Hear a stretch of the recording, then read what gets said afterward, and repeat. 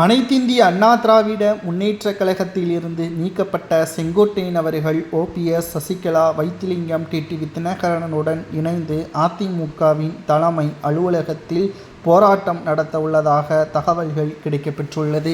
எடப்பாடி பழனிசாமி பச்சை துரோகி என்றும் கூவத்தூரில் சசிகலா அவர்களது காலில் விழுந்து முதல்வராக பொறுப்பேற்று அதிமுகவை திறம்பட செயல்படுத்துவேன் என்று உறுதி கூறி கடந்த 4 ஆண்டுகளில் நடைபெற்ற அனைத்து தேர்தல்களிலும் அதிமுக மிகப்பெரிய ஒரு தோல்வியை தழுவியுள்ளது என்றால் அது எடப்பாடி பழனிசாமி அவர்களது தலைமையில் ஏற்பட்டுள்ள முறைகேடு, அவரது சுயநலம், அதிமுகவை எப்படி வழிநடத்துவது என்று தெரியாமல் திமுகவை வெற்றியடைய வைப்பதற்காகவே எடப்பாடியின் செயல் திட்டம் இருப்பதாக பல்வேறு குற்றச்சாட்டுகளும் முன்வைக்கப்பட்டு வருகிறது.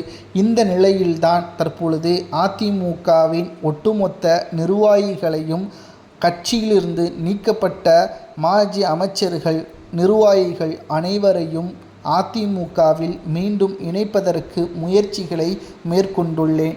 அதை எடப்பாடி பழனிசாமி அவர்கள் தன்னை பொதுச் செயலாளராக இருக்கக்கூடிய எடப்பாடி பழனிசாமி அவர்கள் தன்னை மாவட்ட செயலாளர் பதவியிலிருந்து பறித்தார். தேவர் ஜெயந்தி விழாவில் சசிகலா, ஓபிஎஸ், டிடிவி தினகரனை சந்தித்தேன். அதை கட்சிக்கு எதிராக செயல்பட்டதாக கூறி என்னை கட்சியிலிருந்தும் நீக்கியுள்ளார்.